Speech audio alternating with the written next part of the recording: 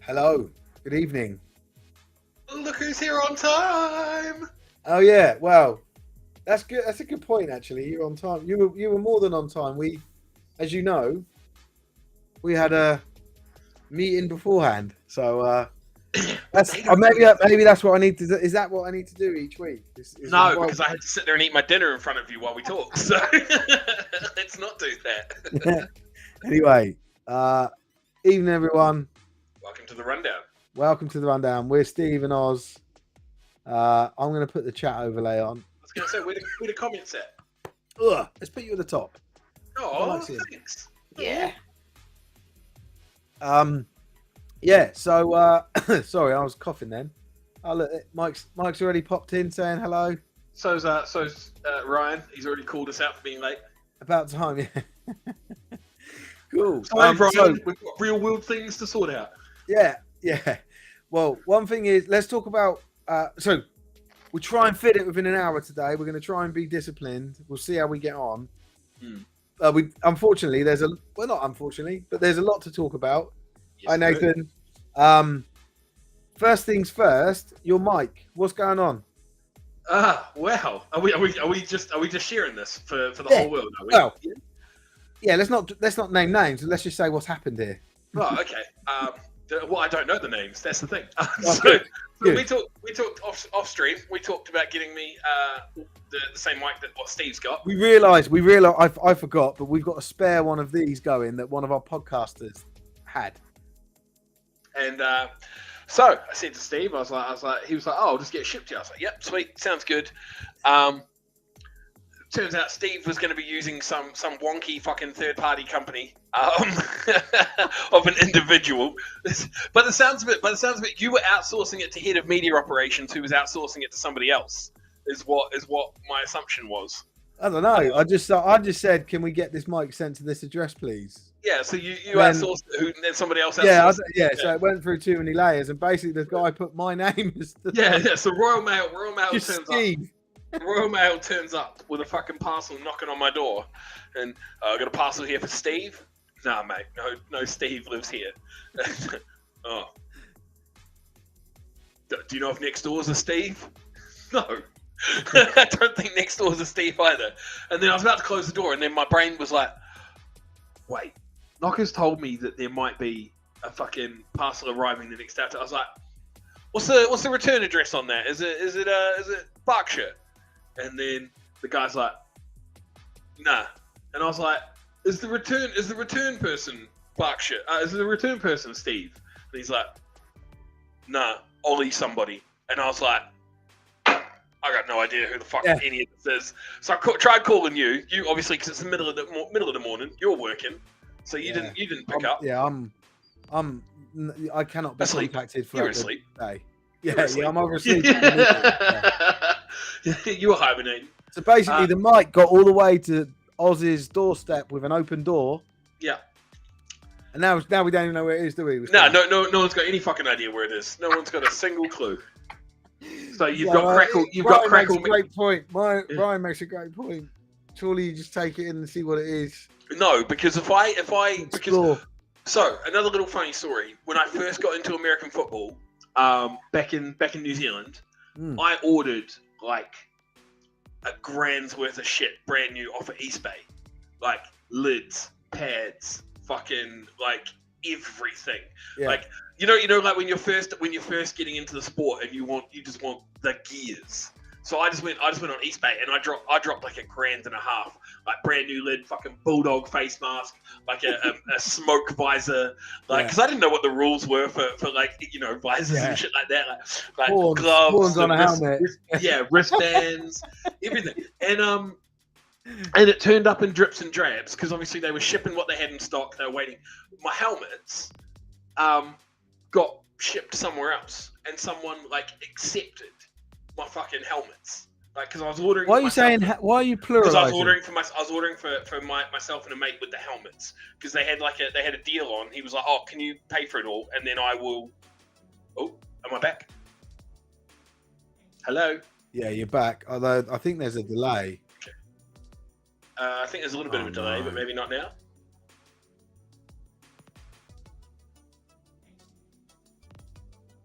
No, yeah, we're good. We're good. Okay. I'll wrap the story up because obviously we've got some very pertinent comments, which we need to touch on. Yeah. But yeah, so it was helmets because I ordered helmets for like myself and a teammate because they had a deal on. He was like, "Can you front me the money? I'll pay you on payday." I was like, "Yeah, cool, no worries." I had like a tax or a student loan payment or some shit come through, so I was like, "I'm a baller on a budget." And then so my helmets got like shipped to somebody else, and somebody else accepted them, like took them in, had a look, and had like fucking 600 quid worth of helmets. So, and I went through the insurance. I went fucking ballistic and everything. So no, it is not a surely take it in and see, because I don't want people taking my parcels into their house and seeing what it is and deciding whether they're gonna fucking keep it or not. So no, it's always send it back, because I'd hate someone to claim my parcel, because I did hate someone claiming my parcel. So there we go. PTSD is what. So I turned up. I went. Well, they finally were able to tell me the. I hear Vietnam music in the background every time I think of buying a helmet. It's like the butterfly effect, isn't it? Butterfly flaps his wings, then 2,000 miles away, Oz uses a shitty mic 2 weeks in a row. Yeah.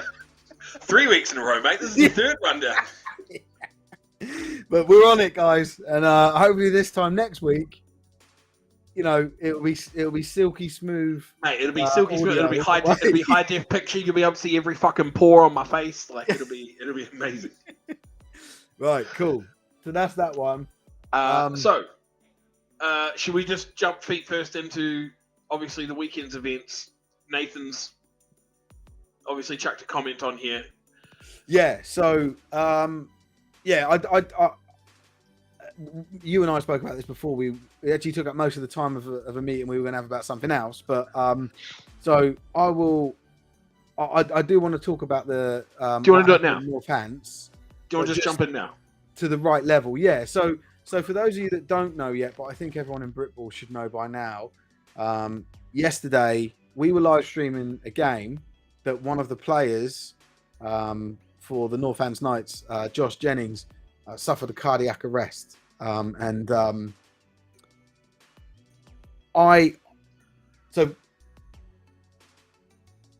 not going to say much about it other than, well, like what's already been said. One of the things I said to the Northants Knights coach that I spoke to after the game was like, just reassure your coaches and reassure your players that just because Sport Tank was there, we're not looking for clout. We will go, you know, whatever you release, we will share. We're not trying to lead and break news on this.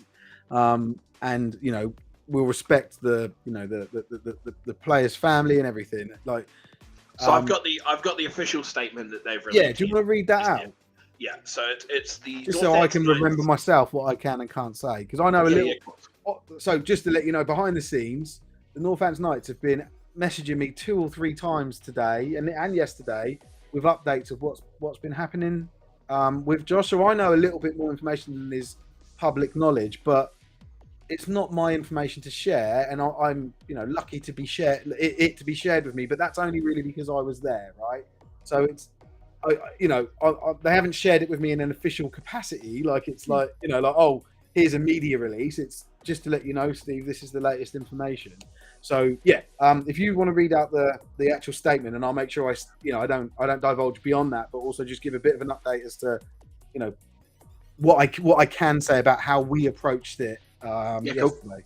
Yep. So the Northants Knights is deeply saddened to inform our fans, supporters, and the wider Britball community at large that one of our players, Joshua Jennings, collapsed on the field during a game against the Sheffield Giants late in the 4th quarter. He suffered a cardiac arrest and an abnormal heart rhythm. Our team members and medical staff responded quickly and provided prompt CPR on the field, which was instrumental in saving his life. Joshua was immediately airlifted to a Coventry hospital where he received the best medical care available. Currently, Joshua remains in a stable condition. We would like to thank NHS medical staff and first responders for their quick and efficient response. We would also want to express our gratitude to the heroes who provided prompt CPR in the field. Your actions saved Joshua's life, and we are eternally grateful. We understand that this news may be unsettling for our fans and the Britball community. We want to reassure you that we will keep you updated on Joshua's condition as we receive updates from our medical team. At this time, we ask for privacy and respect for Joshua and his family. We urge everyone to keep Joshua in their thoughts and prayers during this difficult time. Once again, we thank everyone for their support and concern, and we ask that you continue to support Joshua as he undergoes the necessary medical care and rehabilitation. Yeah, cool. Thanks. So and I see a couple of people popped up in the chat. We will get to your conversations and your pieces that you're saying there. Absolutely. So the bit about taking the stream down. Yeah. So let me talk to you about how that transpired. So we were, with any injury, those of you that have watched our live streams, you're buzzing a little bit on your mic, mate. Oh, I'm sorry. It's still doing it. There we go. Yeah. Anyone that watches our live streams will see. It's doing it worse. Anyone that's watched our live streams will see. We will do our best, but when there's an injury, to pan away from that injury, regardless of what it is, right? We always do that, and usually the commentators will explain, there's an injury there, we'll pan away, just for a dignity thing, right? We usually go zoom in on, I don't know, a group of people, or sometimes there's players taking a knee or whatever, but we never try and film someone's injuries. I was thinking about this yesterday on the way home, because I was thinking, is that what happens on telly? I was like, no, I've seen stuff where they've slow-mo replayed someone's ankle. Hey, I saw when Dak Prescott broke his ankle. I saw that about 10 different times, and Tony Romo telling me that he just pulled a muscle. Yeah. So then I thought it's funny because the camera, professional broadcast would film that and re-show it. Oh, look, this is how, the person went down or whatever, the injury happened. But we do the opposite. But then it's like when it comes to fights, we're transposed again. If a fight kicks off in American football or in rugby or whatever, they pan away. We zoom in, right? We're like, let's see what's going on here, right? Mate, ice hockey. People get upset if there's more ice hockey than fights. Yeah. So like we've got as much as we like to play around and stuff, like especially in like broadcasts like this, live streams like this, we do have standards, right? And we do want to respect the way the game's played. We always have been like that. That hasn't ever changed. But so the question that was asked of ourselves was, do we stop the stream? So we Tebs read out the scores and said a couple of other things. I said, mate, just kill the audio. We'll put up a graphic. That's what we normally do, is put up a graphic at half time, and we'll just wait and see. And it had been, we did, obviously information slowly comes out. There's a lot of people around him, at the scene, and we were like, are we going to end up? Should we kill the stream? Like, should we stop live streaming? I didn't, like Mike, who is a ref, who was commentating, was like, yeah, this one's definitely done. And I was like, cool, let me just go and confirm. So the refs had all gathered at basically the furthest away point they could have done from where we were. So I had to walk over to them. And the idea was like, find out if the game's abandoned, and if it is, I don't know if you realise, but we mic up the ref, the white hat. So it was to grab the mic so we could then, shut everything down. As I walked round I then got to see the scene better because it was blocked from my view by a car, paramedics car, and some players, because the players from both sidelines had sort of stood shoulder to shoulder to give them some privacy, which was quite a nice thing to see, actually. But I got the other side of it, and then I could tell the game wasn't going to continue. That's the easiest way of saying it without going into detail. Yeah, of course. Radio to Tebs, like, cut it. That's done, right? So that was like all I could think about for the time at the time. And then when I was talking to one of the coaches from the Knights, and this must be about an hour later, Um, I said to him, "Oh, we were talking about like the footage of what happened before." Like he said, "Oh, I think it was a couple of plays before he got a hit to the head," and I was like, "Oh, okay, Jesus, yeah, that footage will be up. We need to take that down." But then I was talking to him about, so how do we take that? Do we just clip it? Take the end of it off and then re-upload it? And he was like, "Yeah, we want the footage up, but we don't know what." And I was like, "Look, what I'll do is I'll take it all down right now. Give you." At the time, I thought, like, I said to him password access, but the way that YouTube works, it's different. But I gave him sole access to it, or anyone else he wanted, so they can go back through and look at, was there a pattern of play where they want to stop it. Yeah, and because just clipping the last play or the part where because it is on camera, he's on camera for a lot of time actually leading up to it, which is really good because he's the center. He's always near the ball, right, which is where we typically aim the camera. So there is a lot of it. There's a lot of footage of him prior to the incident, and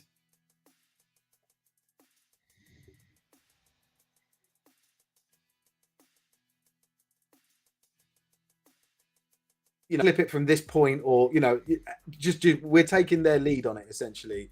So luckily we were able to take it down from YouTube from my phone. I had to then go to my laptop in the car park to actually delete it from Facebook because it's not so easy, right? But anyway, yeah. So the decision was made with the club, with Northants to take it down. The decision will be made with Northants as to whether we put it back up and how much of that footage we put back up. Because what I'm saying is it may not be as simple as just clipping that last bit. It may be something earlier that happened in the game, and obviously I don't care if we never put the footage up, right? Like, so just to make that very clear, but even we've got plenty of other games that we're going to be live streaming in the future. It's not a big thing. Wants to put it up, right? The main important thing is just making sure that it's done the right way. Yeah. So I just want to make. I wanted to make that clear to their coach. And I was like, just let your guys know if they've got any concern. First of all, there were concerns that one of our cameras was pointing at the scene. It was all off, but I was like, and people coming over, is that off? Is the mics on? I was like, yeah. And I actually physically moved the camera so they could see it because I can understand, like, this was a traumatic. Like, there were many grown men in tears, and it's understandable because it didn't annoy me. I was just like, yeah, fuck, like hands up, like fuck, sorry. Unbelievably traumatic experience for anybody who was there and knows Josh well. So we just sort of wish the best for his recovery. But yeah, exactly, and we'll do whatever the club deems as we essentially will follow the club's lead. We've got, there's nothing in us that cares about clout about this situation. Not that we ever care about clout anyway, but like, yeah, we are too too polarizing within the community to care about clout. Do you know what? Even down to the logo, the 56 logo that we've now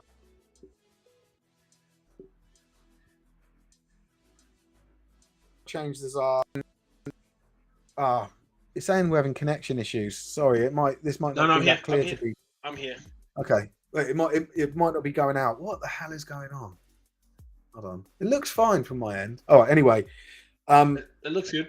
But yeah, so even when they sent me, I was like, "Is it okay for us to put this as our social media profile pic?" We don't want to do anything that could put noses out of place or be deemed as insensitive or anything. We were fucking there. Like, I experienced it in real time with everyone else. It was a horrific, traumatic scene. That's the only way I can describe it at the moment without going into any further detail. It doesn't get worse than what happened on that field. In terms of person suffering a cardiac arrest, like it was awful. So yeah, like, I suppose we're just as impacted. We're heavily impacted by it as well, and we want to make sure we do what we'll do right by the club, by the sport, exactly. by any individual that you could look at it. So yeah, I just wanted to make that clear at the front of this live stream. we're not here to glorify it. Do you know what? Even privately, people have been messaging me, people who I trust and I I've got no problem with, don't and no suspicion of, and I still have been saying it's wrong for me to tell you the information I know. I'll tell you what I can tell you now, and that's the thing. It's the main thing is just there's a human being involved at the end of the day. Like there's a I don't know Josh personally, but I'm unsure if he's a father but there's a person. Yes, he's got a son and a daughter. There we go. Okay, cool. So there's a human being. There's a father. There's a son. There's a husband. That's the main thing to remember about all of this. So it's the family. I'm sure will be in communication with the team, and then it's the team and the family will be providing updates when they deem it's poignant and when they deem it's relevant. Yeah. And I would just say for everybody, just like they said in their statement, like the team said in the statement, just keep in your thoughts and stuff. Yeah. And everybody will receive information when it's relevant to us. Like you just got to remember that there's a dude at the end of all this and that's the important thing. It's they just they've had life-changing experience, and that's for the whole family, right? Like imagine hearing that about your dad, it just is awful. So So do you want to touch on a couple of the comments that we've had, regarding taking away from the personal aspect now, just the actual event itself? So Nathan mentioned. So I was going to start with Nathan. So he mentioned, is it time for ambulances to be mandatory at games again? Well. When ambulance were mandatory, so my point was, we were talking about this. Nick Bennings just come up and commented. We were talking about this on the sideline. An ambulance at the game yesterday wouldn't have made much difference because the ambulances were never allowed to take the players away because they had to stay at the game. Yeah. So the ambulance so that's the thing. As long as you've got, as long as you one, because they had to stay at the game, but two, because sometimes there were St. John's ambulances which weren't allowed to transport people; they're only allowed to look after people. So okay. I think this is an intricate UK politics thing that I don't understand. Like immediate first aid for Josh, and very quickly a first responder paramedic turned up. Aren't all your ambulances St. John ambulances? And then eventually the helicopter came, right? So, like have I frozen for you? No. You're just ignoring my questions. Oh, sorry. Go on. Aren't all your ambulances in the UK St. John ambulances? What do you mean by that? No, St. John is a charity. Right, but aren't they trained? So they got trained, but they don't have insurance for the drivers to drive people as a patient to a hospital. Holy shit! Okay, I didn't know that. So they've got ambulances, but they'll be stationary at like just like you used to see at Britball, events, concert, festivals, all that sort of stuff. So they serve a great purpose, but they can't do A&E runs essentially. Shit. Okay, I didn't know that. Yeah. So having been there yesterday, and like there has been heaps of praise from anyone that was there on the way that it was handled. I think as long as you've got medically trained people, and that's what we had, I believe, which would have because they would provide the same form of first response care. So there we go. Mike has said NHS ambulances, St. John's Volunteer Service, they often do support the professionals. Yeah. As long as you've got trained professionals that are going to be there, because having an ambulance, if it's at the game, they are going to provide the same level of care that was provided straight away by the trained members of staff that were there. So I don't know. I can't speak to the equipment that they would have, but the first once the first responder got there, they had equipment that was used.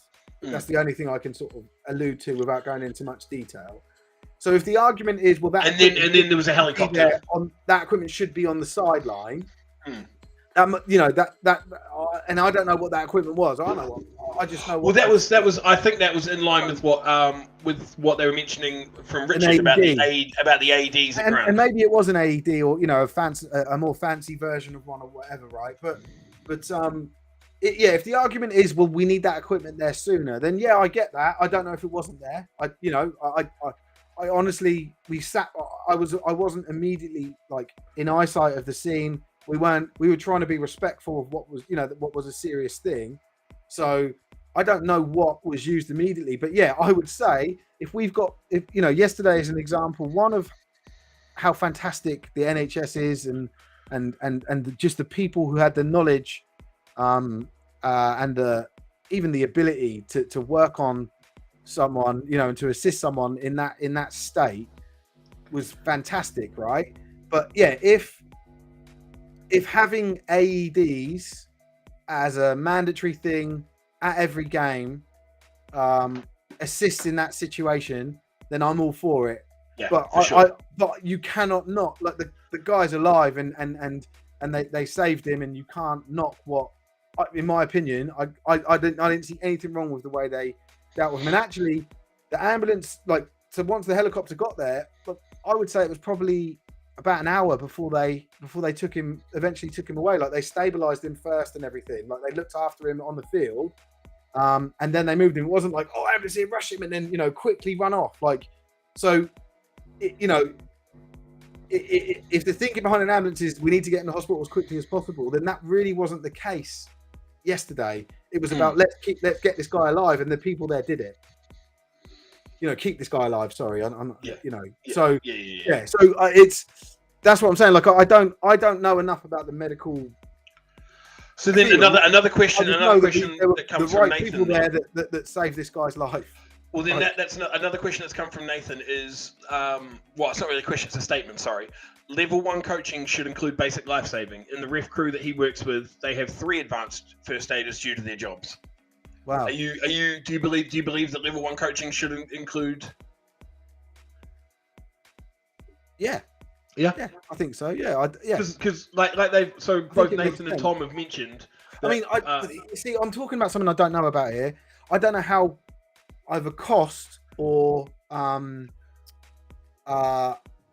expertise prohibitive that is by layering that on top, right? So I've done basic first aid, so not advanced first aid, basic first aid through my work for pretty much since I've been in the country. Yeah, like because they're always like, can we get a first aider for your office? And everybody just ducks it, and I'm like, shit, I'll take the free day off work.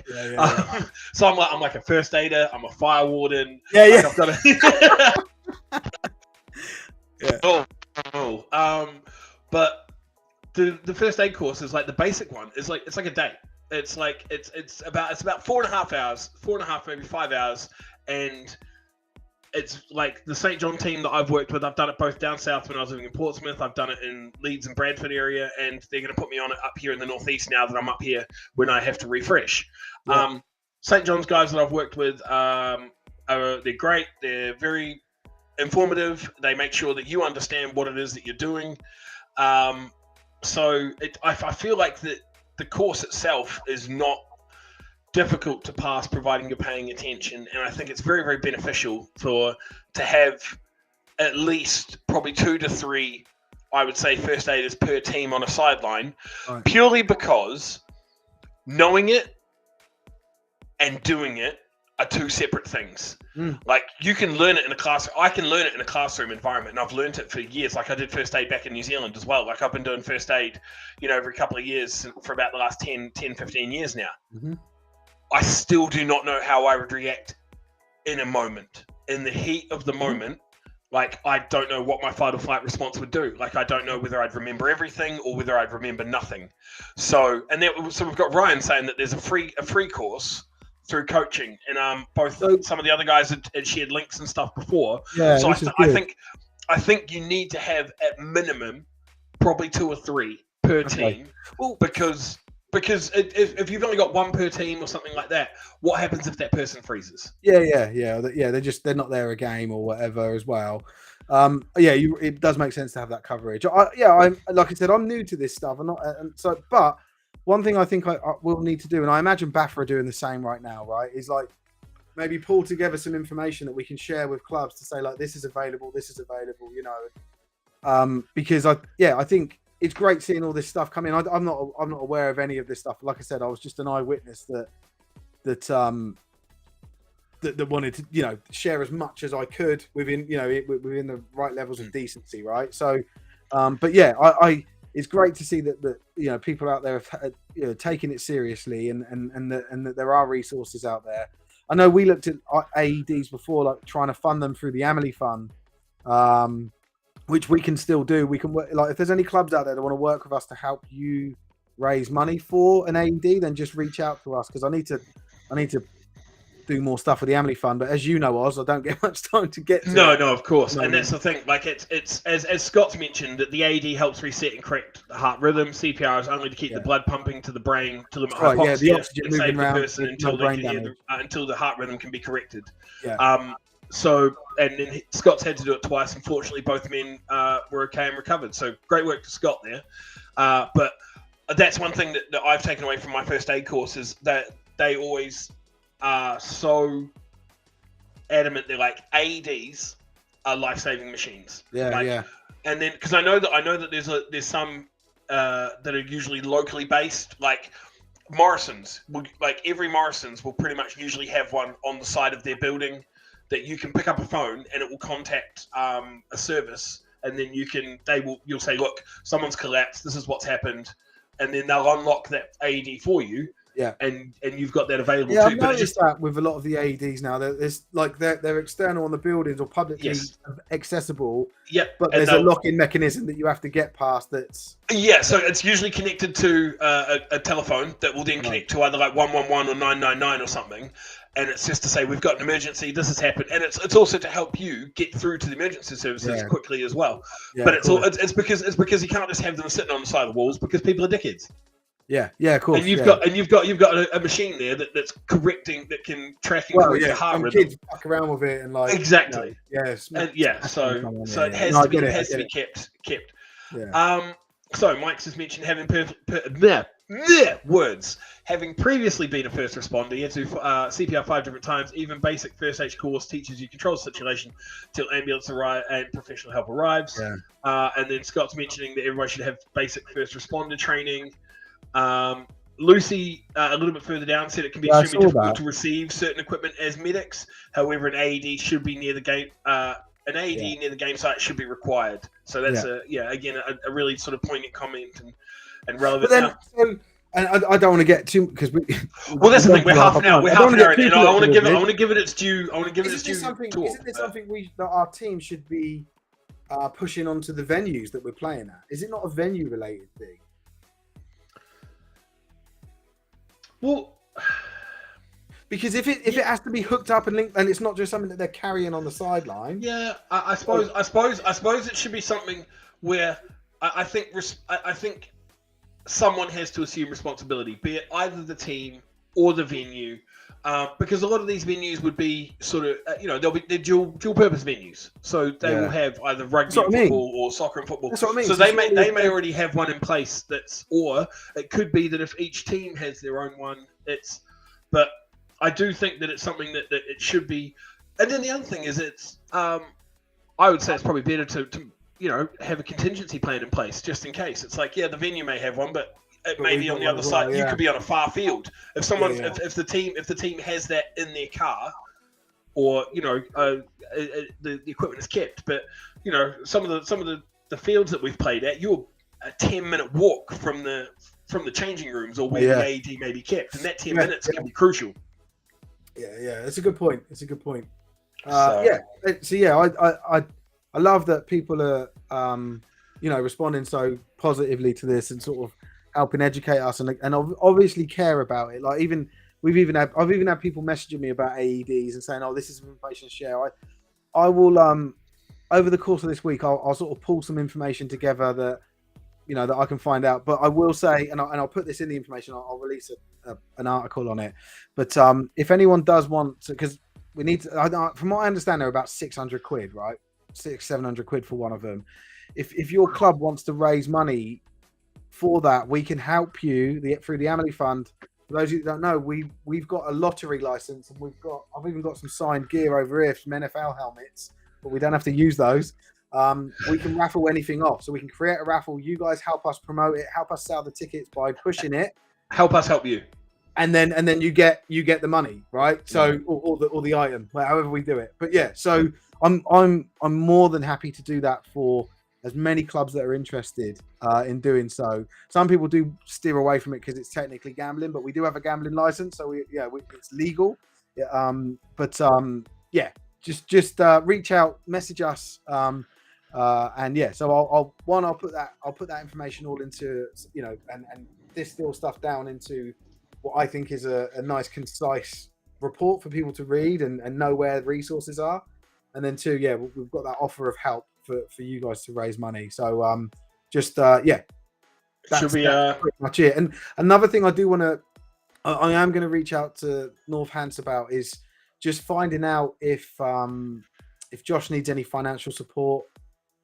I don't know what sort of work he does. If this, if he needs to have I imagine he needs to have an extended period of time off work. And I know that the Britball community would be like, yeah, I'll give him a tenner. I'll get, and we could just help ease the pain financially a little bit for his family. But I don't know if that's pertinent, and it's probably not something that will probably come from us, but we'll help promote it. It has to really come from the club.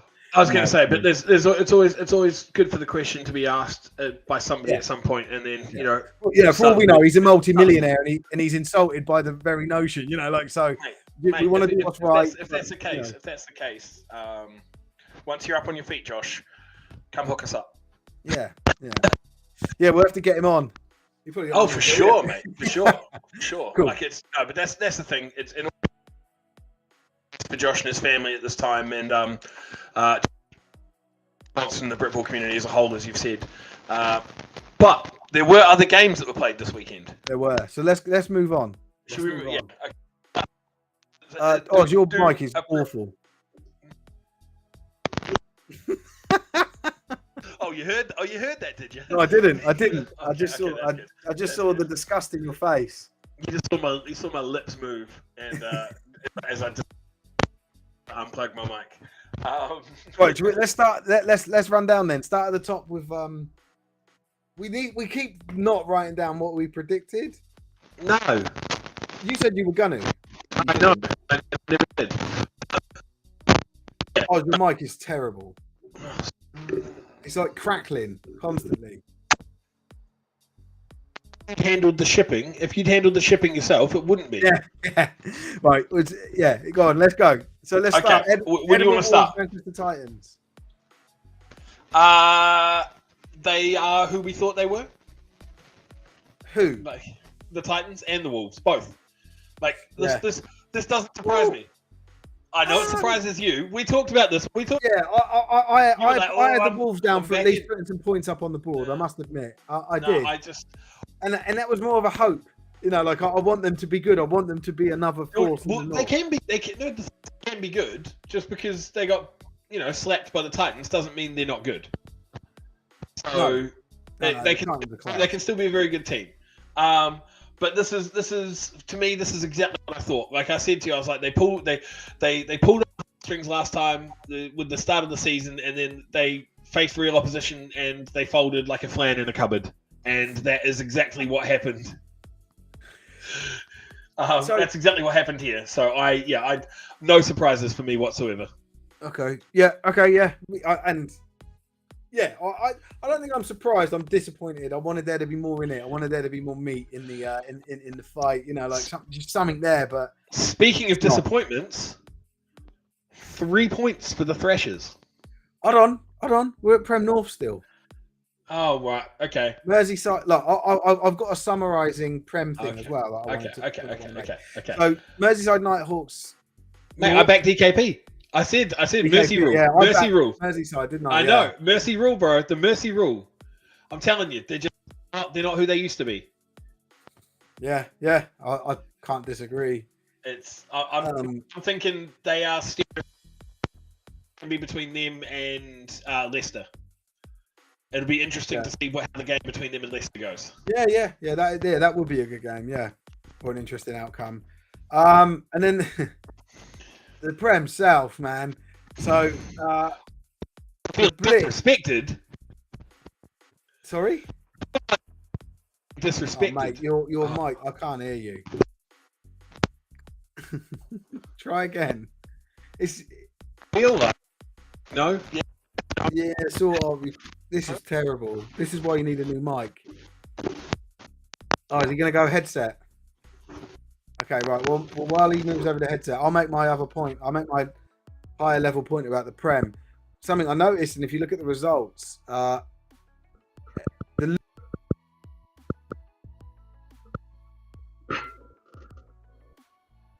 losing teams in the Prem. Oh shit! Now my connection's messing up, so mine's going to freeze and unfreeze.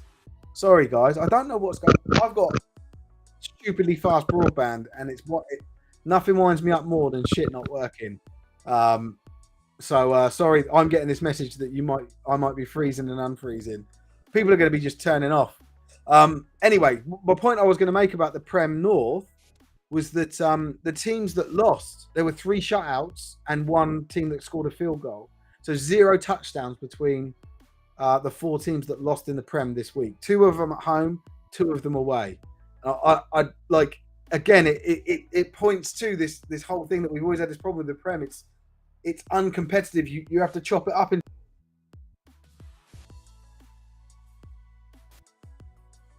2 or 3. Oz,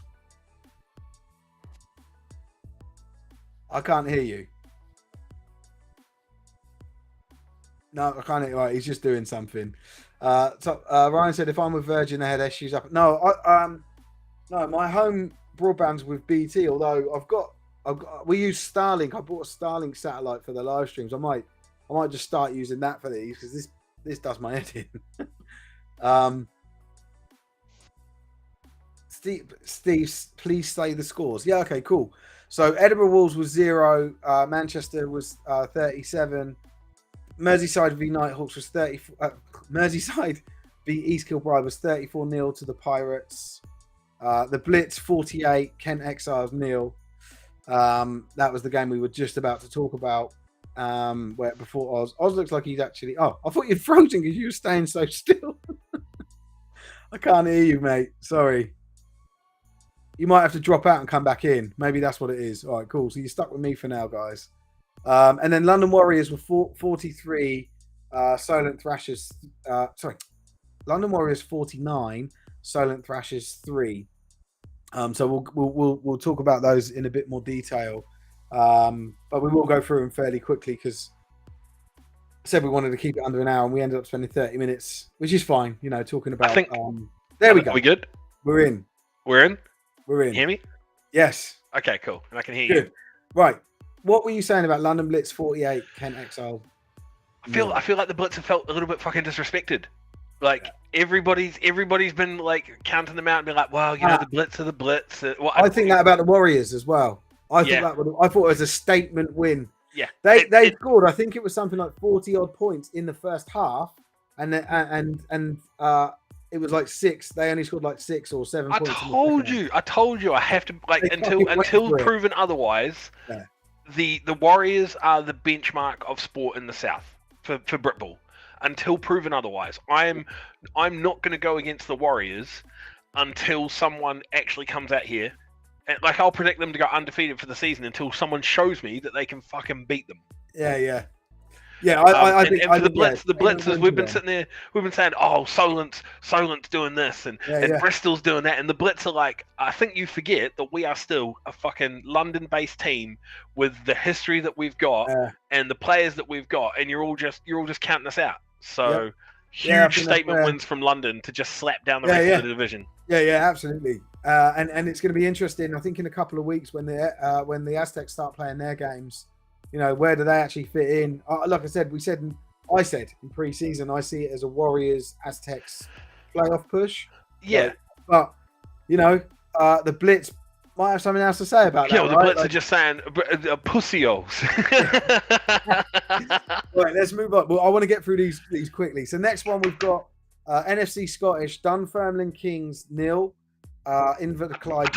I told you the Kings wouldn't score. I asked you. I said, do the Kings score a point? Yeah, and I said yes. Yeah, you're wrong. I have faith in football. That's what it is. Your faith in football. Fuck off. Right. But yeah, Inverclyde scored way more points than I thought they would, and Dunfermline scored. Inverclyde was a fucking Prem team last year.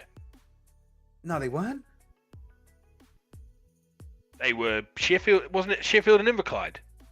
Just Sheffield got relegated. Inverclyde weren't Prem. Who was the other? No, sorry, I was thinking it was Sheffield and Sandwell. It wasn't. Yeah, Div 1. Sorry, They were a Div 1 team. And yeah, Inverclyde and Glasgow was what I was thinking of, where they took a win off each other or some shit. Sorry, I was getting my divisions all mixed up. And, Sorry, mate. But it's Kings. I feel like I am surprised about that scoreline.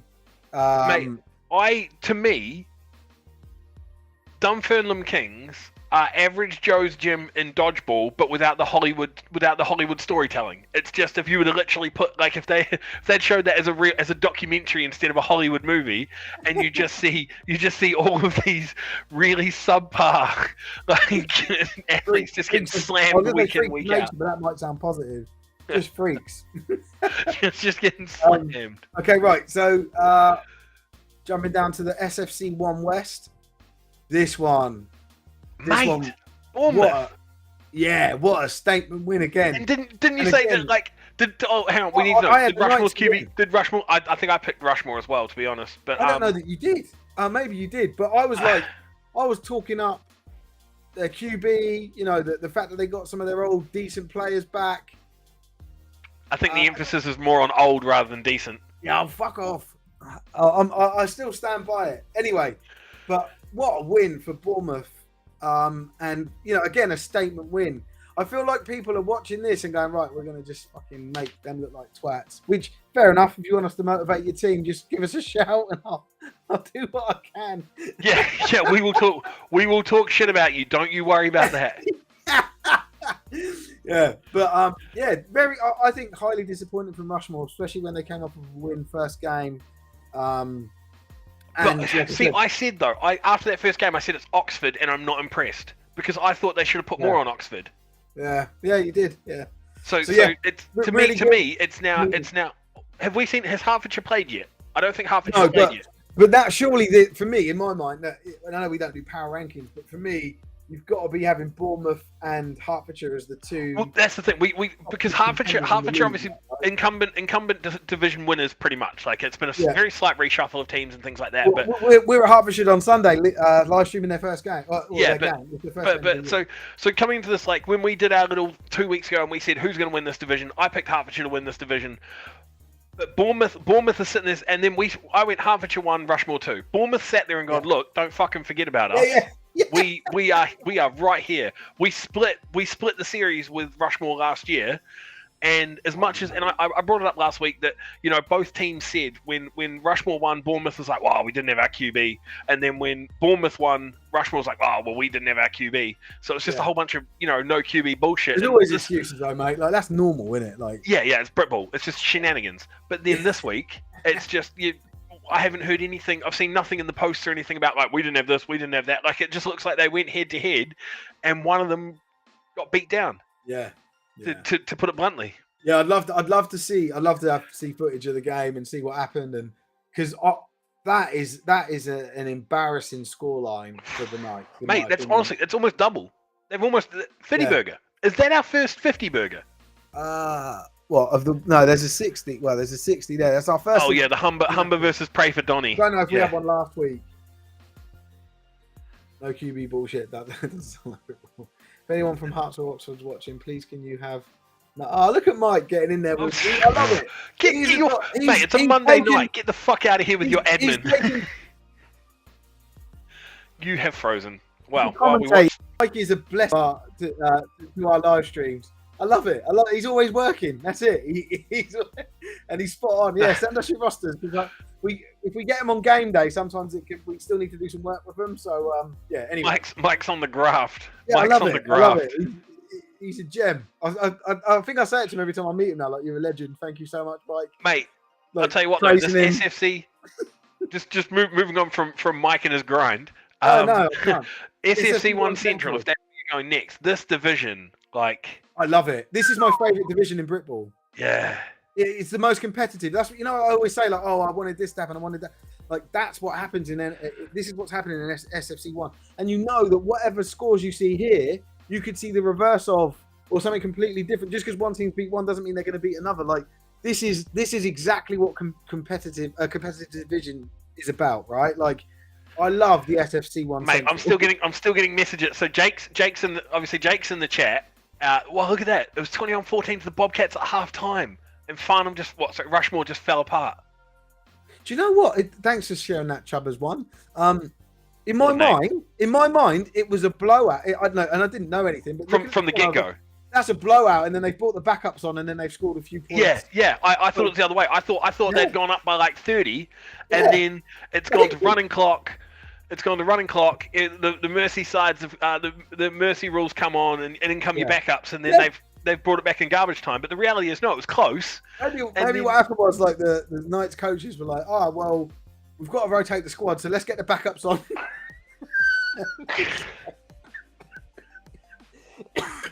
Sorry. Six passing TD. That'll be old Sam. The Sam chink Chance. in the Knights armour, maybe. Mate. But okay, going back to the SFC Central. SFC Central. Huh? SFC Central. Yeah, sorry. I was just reading Russ said he thinks he's joining me on Sunday. Oh, what? Are you going to help us commentate, Russ? Is that what you're saying? Well, he might come for an interview.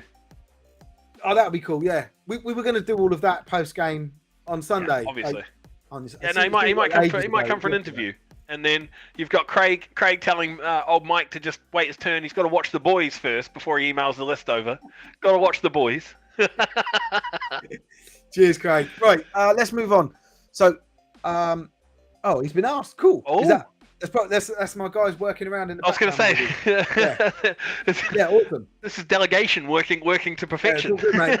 But, hey, the more the merrier, man. We can put people, we can like do more with more. So awesome. my division pick here, the Hornets, beat the Devils, but I like the Devils, and that is a close scoreline. Yeah. That is a close scoreline. It doesn't tell you enough. It just gives a 1 in the win column for the Hornets and a 1 in the loss column for the Norwich Devils, but it doesn't mean really anything. No, it doesn't give you a picture of that. 10 points in Britball, in for and against standings in Britball. 10 points is fucking nothing. Yeah. Well, and you've got the Wembley Stallions and the Blitz B. That's mate. I'm getting messages. Jake's in the chat. He'll be waiting for this. I'm getting messages every fucking Sunday. Every time the Bees win, he's just in my DMs, just messaging me. There were 2 points in it until the final 4 minutes and I assume that's referring to the London Hornets. The Hornets and Devils, yeah. Wow, mate, that would have been a great game to. And that was, I think I said that was the one that was going to be my game of the week. The one that I wished that I'd seen. Yeah.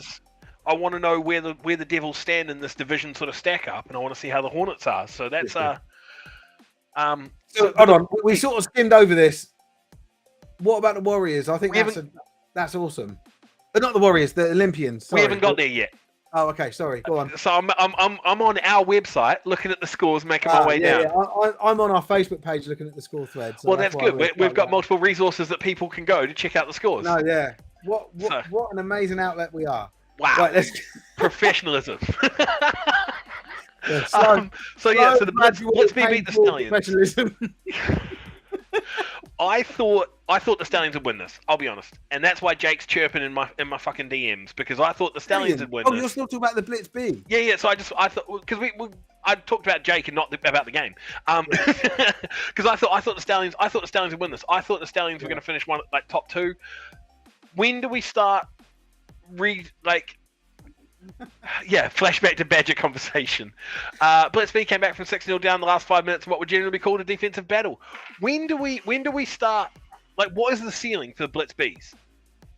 Well, this is my problem with any.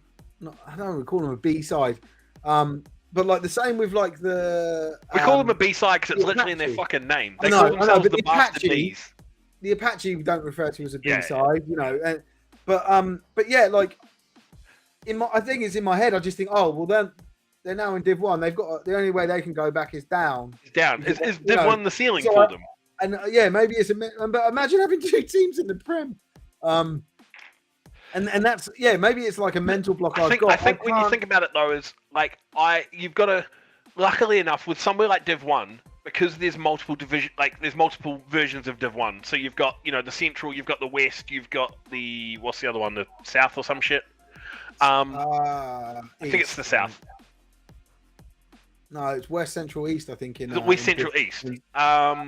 So itself. so it's the Titans bees. Didn't they Oh. fold after a game?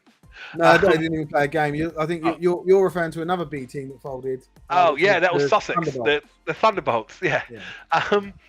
But it's like it's. I think with the way that the SFC Div 1 is laid out, I don't think they're good enough to make Prem. And they will now go, did you hear this? Good. Yeah, you know, Yeah. like fucking. Prove me wrong. Yeah, prove me wrong. No, I just don't. I don't think like. How would they stack up against like Bournemouth and Hertfordshire? Oh, is it only SFC? Oh, cheers. Oh, it's Ian. just Western Central. Okay. Yeah, Well, I remember there's two. There's like. It doesn't matter. South, there's 2 and 3. For It doesn't Div 1 and matter. Div 2. It doesn't matter. But it's how do they stack up with like Bournemouth and Hertfordshire is the big sort of thing, because at the moment 2 weeks in, obviously we haven't seen Hertfordshire play yet, but they are sort of, and then for you the O's, they are the teams. Like how do they stack up against the O's again? I told you so about the O's. Is all I'm going to say. I Fine. I don't know if this is more in no offense. I know Scott's sitting here watching, and he's a loyal fan, but maybe the Spartans are just shit. Maybe it's one game. We'll see. Yeah. But I'm telling last you, week as well. I'm telling you that the London Olympians are good, and they were good last year, and they've signed Chucky. So, game over. The corpse of Chucky. Someone saying, "Is the audio gone for anyone else?" Well, I can hear you. Not. Cheers for asking, Ryan. Yeah, let us know if the audio's gone for you guys. And then see this one here from Scott: 95 players in a B team. How are people? I mean, I don't think it matters if you've got 95 players or not. I think if you've got backups, you know, a couple levels of backups, then you should be able to compete, right? Players that are teams that have got, you know, Iron Man players and have got a drop off in talent in good. Cheers for letting us know the audio is good.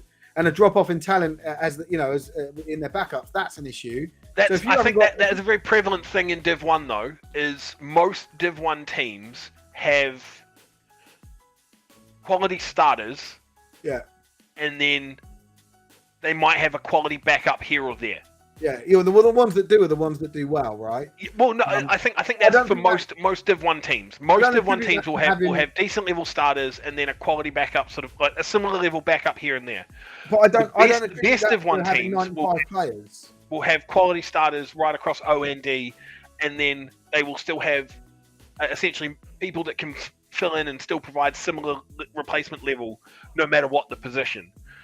It's the teams that you see sort of bouncing between Div 2 and Div 1 that might not even have quality starters at every position on O and D, and they've got, you know, you've got to hide someone somewhere. You've like maybe your will linebacker who's covering the tight end, or maybe your tight end is just someone who, you know, we just won't include the tight end in our offense because guy's shit.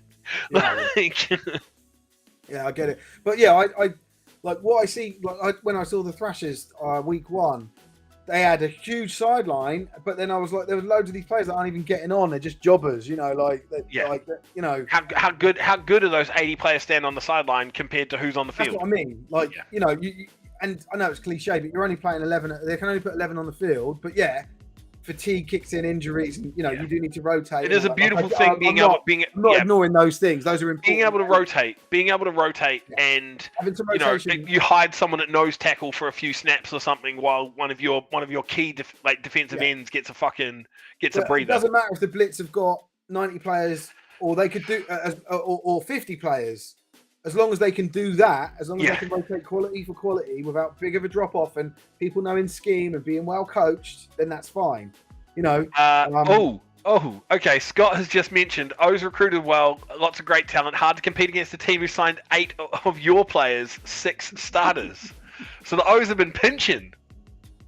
Well, yeah, that's a common thing, isn't it? But apparently it comes down to, from Baffer's perspective, if it's the coaches doing it or the players. But I'm going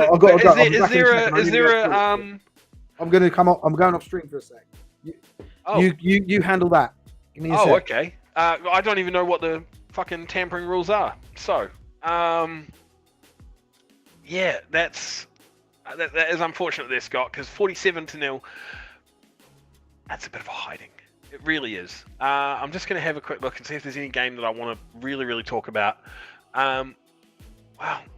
There is actually, but I don't want to touch on it until Steve's back, because I want to get his take on it. But at the moment, this division definitely looks like the most interesting division that we've got in Britball. No offense to anybody else who's going to take offense from that, where we've got the Stallions and the Bees, from what Jake said, coming down to sort of the last 5 minutes or so, with only 6 points in it. So, sorry, Blitz came down from 6-0 down in the last 5 minutes, and what would generally be called a defensive battle was Jake's comment. So, 16 points in 5 minutes. Bees have picked up Les and Morgs from your old Dilly Dreads days. There we go. Thrashers have recruited well. Some veteran players backing up younger uni players. Bad day at the office. Lots to learn from it. Lots to take from it. But yeah, tough day for the Spartans there. Do they get a breather this week coming? Because they're 2 losses on the trot now. The Spartans are. So do they get a breather coming up? I don't know. Why are you asking me that? Fuck. Let's have a look. I'm sorry. I don't know. I haven't looked ahead for this week's games yet. Oh, whoops. Let's have a little look. It's all right. I'll figure it out. I don't know if you know this, but I've got a website that has all this information. Yeah. Well, I don't know if you know this, but I'm on that website and I'm having a look. And yeah, they do have a breather because only the Blitz Bees and the Hornets are playing next week from that division. Okay. Cool. Right. Let's. What else? 2 weeks of training before Norwich away Coronation weekend. Norwich away. Oh. What a travel from Essex to Norwich. That's all right. Right. Let's move on. Lee Miners and the Staffordshire Surge. They were supposed to prove me wrong. Lee Miners 22, Staffordshire Surge. They were supposed to prove me wrong. I took the washing powder. Lee was supposed to prove me wrong. I backed Lee, right? And you backed. I backed the washing powder. Yeah. I backed Tide Pods. And from what I don't have the box scores, but from what I can recall, Lee Miners opened the scoring and went ahead, but I don't know how long ago they were ahead. Well, Ryan, if I remember rightly, is associated with Lee. And so I think he's talking about himself here with some amazing first half updates from him. Yeah. Very good game, end to end in the first half. I said, you mocked me for it, but I said at the end of the last stream, prove me wrong, Lee. And just quickly though, right? If this game and this exact result had been the first result of their season, so their week 1 result, you'd be saying, God, Lee Miners are doing all right. Like they're not whipping boys. I didn't think they were whipping boys last year though, because if you remember them and who was the Railroaders, them and the Railroaders traded games last year. So I didn't think they were whipping boys. This is more for me. I wanted to know because the Surge historically have been a strong. Like I remember about 4 or 5 years ago, the Surge were a strong Div 1 team. Yeah. They were very good. So for me, I wanted to know where are the Surge. So, they're in Staffordshire, but like, yeah. No, I wanted to know how do they stack up, like in the scheme of things, like when you're looking at teams like Lee who are plucky up and comers, and you've got other teams in that division like Doncaster and Humber and DC and Wakefield, and it's like where do the Surge? Surge number 84 is unfair advantage. Guys, a tank on their run game. Get bigger players, right? Get bigger players. I love to hear about a tank running through people. I think everyone loves that, right? I don't mean that as a negative towards the Miners. I mean it as a positive towards the player. Yeah. But I want to know where are the Surge in terms of the rest of that division, and so this is a good statement win for them because they've been sort of dropped. Like last year in the division that they were in, I think they went 6-0, but the rest of the division looked kind of painful. Yeah. Hashtag pray for Donny. I didn't have enough prayers. I didn't know this, right? But the Humber Warhawks posted saying this is our largest margin victory ever. Ever. Yeah. And I don't know how long they've been around, maybe about 10 years, but still, what a huge win. That's away as well. They travelled. Humber to Donny's not far though. Humber to Donny's not far. So what? You're making it out. You're like they travelled. It's not like they've trekked up to Scotland. I just meant like, they were behind enemy lines. Behind enemy lines. The tank on the field. It's behind enemy lines. It's Stalingrad. Yeah. I just like for the away team to put 60 points up and the home team to not even score a touchdown is It's at least they kicked that. Hey, we talked about it. We talked about it last week. Is there a problem with field goal kicking in Div 2? No. Donny have got it mastered. how to avoid? Yeah, Tom's travelled further for practice each week than Humber to Donny. Hey, look, this isn't. Tom is the quintessential grandfather of football who talked about how he used to walk uphill barefoot in the snow, both ways to school.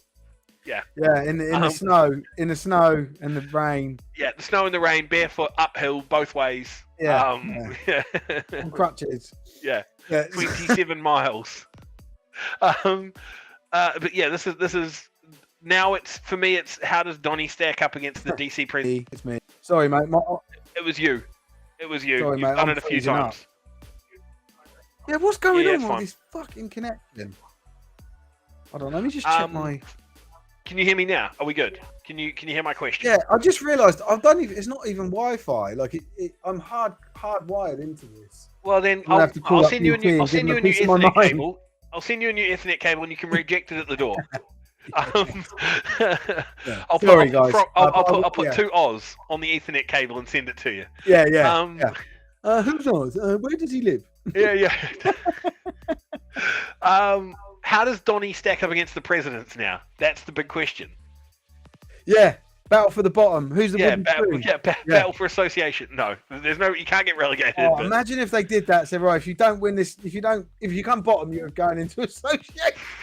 Mate, Dunfermline should have been association already. Cool, wouldn't it? But no, it's the wooden spoon. Yeah, we'll need to see. We'll see how that plays out. Is that the same score that Wakefield had last? Is that the 26-9? No, I think it's slightly different, but it's not dissimilar. Let me just check on my website. 33-12. 33-12 was last. Oh, okay. So DC kicked another field goal last week, and the Raiders scored another touchdown last week. So they both have gotten worse in a week. Yeah, it's just I didn't think there was anything to take away from this game. Like Wakefield beat them comfortably last time; they beat them comfortably. Yeah.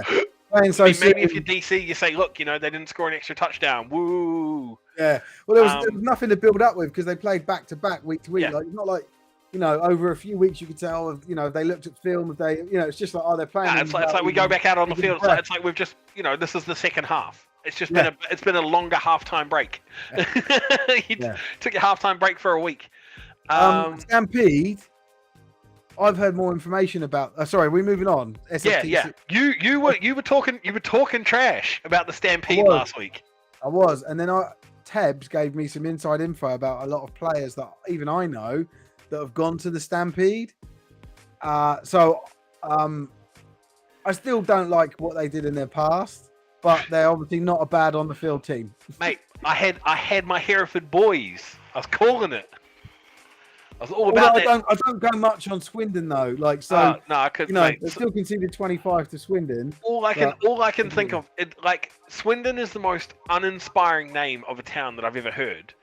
And all I can think of, I don't know if you've seen it. There's an Eddie Izzard skit from fucking 15 years ago. Where he talks about like the American space race, about how they were putting men into space and things like that. And he's like, in Britain, we don't have the ambition. All we can do is put a man on a tracksuit up a ladder. And then he's just sitting there. He's like, hello, Swindon. Come in, Swindon. It's cold up here. And that has resonated with me for 15, 20 years. Anytime I hear the name Swindon, I just think of a man up a tracksuit. A man in a tracksuit up a ladder, and that's all there is to it for me. It's you again. You froze. Yeah. You are killing me, man. You are indeed a tracksuit. Yeah, thanks. So yeah, I think Hereford are gonna do better than what my pre-season prediction of them. Yeah, And maybe the Storm are a little bit better than I thought because they put 25 points up. I don't know. I still want to wait. So what you're saying is this game has told you nothing. You need more context. Well, no, it's told me that Hereford are better than what I thought, but then I also heard, through the grapevine that Hereford are better than what I thought. Through the grapevine. But, yeah. So yeah, I'm like the jury's still. You're just talking shit. Stop waffling. Move on. Cornwall, Somerset. Yeah, no surprise. Exactly as we sort of thought, right? Did we think that maybe Cornwall would do a little bit more, or is this pretty much what you were I don't expecting? think we did. I think Nah. that's on brand. Yeah, I'm looking at this and I'm like, Yeah, right, let me Cornwall will beat Torbay, and then it'll be like them and the Dreads. It'll be Yeah. interesting We to see need how to- that hold game on. goes. Russ asked me to read out the scores, so I don't know if we've done that for the last few. Let me just go back through them. No, I DC don't think we Presidents have. 9, Wakefield District Raiders 26, Doncaster 3, Humber Warhawks 62, 60. Hereford Stampede 34, Swindon Storm 25, and then the one we just spoke about, Cornwall Monarchs 13, Somerset Wyverns 34. 34. The Because Wyverns are going to win that division. The like I said, Wyverns I are think going to that's on clean brand house for in both that teams. division. I think that's fair I enough. don't know if the Wyverns will get a challenge until playoffs. Yeah. Because I look at that division and I don't like who is challenging them in that division. I don't think anyone. Yeah. So I don't know if we like. There's always Torbay that like get an influx of players. But basically, it's Torbay, Somerset, and Cornwall, and everyone just sort of whoever's managing the team the best at the time gets all the players. and wins all Okay, the because I was gonna say Torbay was fucking woeful last year. Yeah, but were they did have a spat where they were really good because everyone was Okay. like everyone went there. So I think that southwest region is full of mercenaries, and it's like, oh, these people. It just depends on how the house prices are going in which region, and then just move. How nice does the coach speak to you? You know, Yeah. like, do I agree with the playbook? No, I'm going then. Fuck you. I'm traveling an extra 20 minutes to Somerset. Anyway, right, let's move on to this week's fixtures. Yes. We are over, which we keep doing, which is really annoying. No, we haven't got to the we're doing the predictions yet, Ryan. We're now. about to do them. And Richard's just mentioned Div 2 South and Central. There's crossover games due to the amount of teams. So because of that, then at least we Oh yeah. What? Let's see. Wait, what?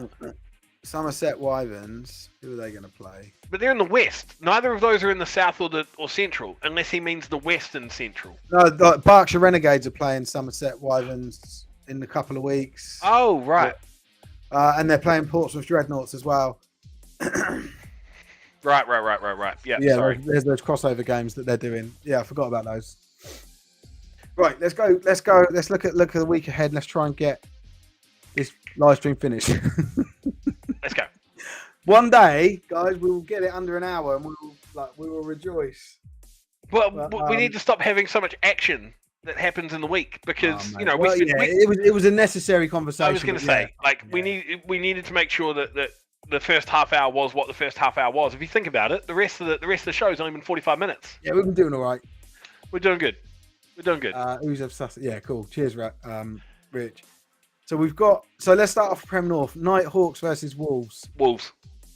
Yeah, I'll go. All right, Wolves. let me get a Google spreadsheet up and let's actually We fucking won 2 hours.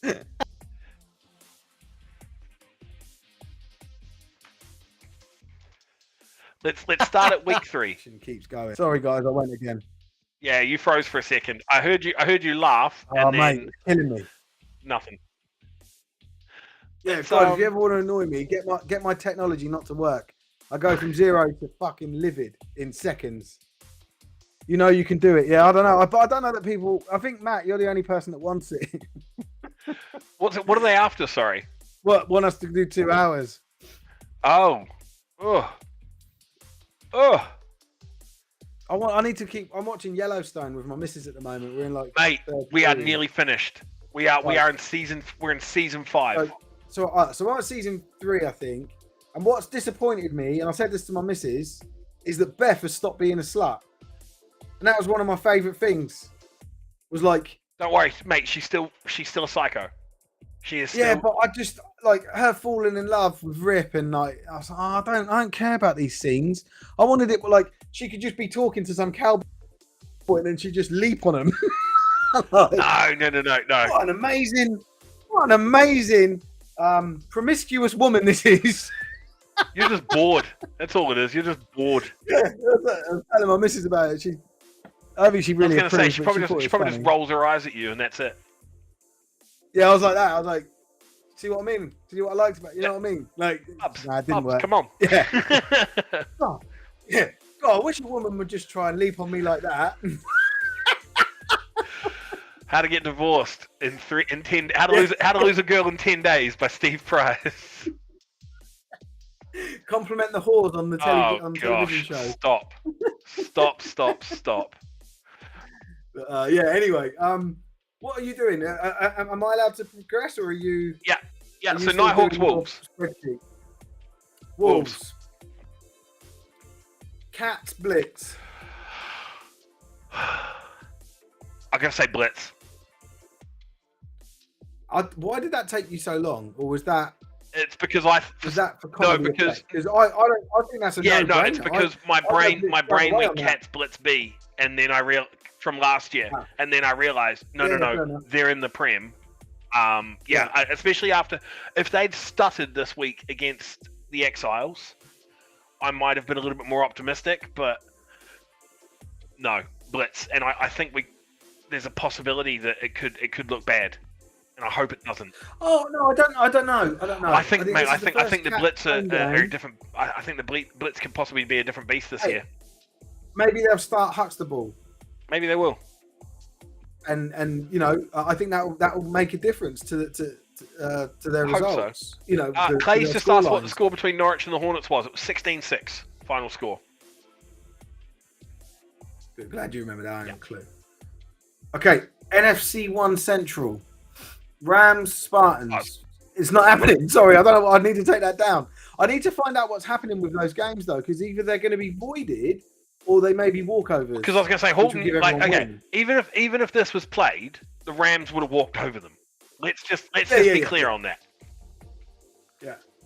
I need to find out. I need to update the website. Sorry. Alpha's Steam. Alphas. I really hesitate. No, there's no hesitation. Not much hesitation with this, although I know the Wolverines. So Vikings versus Wolverines. The Wolverines are for me, they're very similar to the Birmingham Bulls in that they're. Yeah, I'm just basing it. I'm basing it purely on how they stacked up last season. I don't know anything about how either team is prepped this year. Yeah. I'm basing it on how it stacked up last season. I'm going with the Vikings. Yeah. I'll go Vikings as well. But yeah, I do think the Wolves have got the potential to just be like, nah, just. I'm not saying a blowout win, but the potential to nip a win. Yeah, you know? it's just I'm purely basing it on how the games went last year. So without more information, I can't comment. I don't know enough about either team really. Okay, moving on to NFC 1 South, we've got the Bulls versus the Romans. I've got to go Romans as well. Yeah, I think the Bulls. They had a good win last week. They had a shootout. They had a shootout win, won by 2 points again. Last week, week one, beat Northants by 2 points. I take. Question I didn't ask actually: the Northants Sheffield game is that called no contest? Okay. Don't know, and that's why we haven't posted. Okay. Like we just posted on the thing like there was an injury. We don't know the result. Cool. I asked the ref. I said, "Is this abandoned, cancelled?" And he was like, "Not sure." And I was like, "Cool, I'm not pushing you for it. Fair. Just give my microphone." No, I didn't. Yeah, fucking. But, call the game. But yeah, yeah. So just it.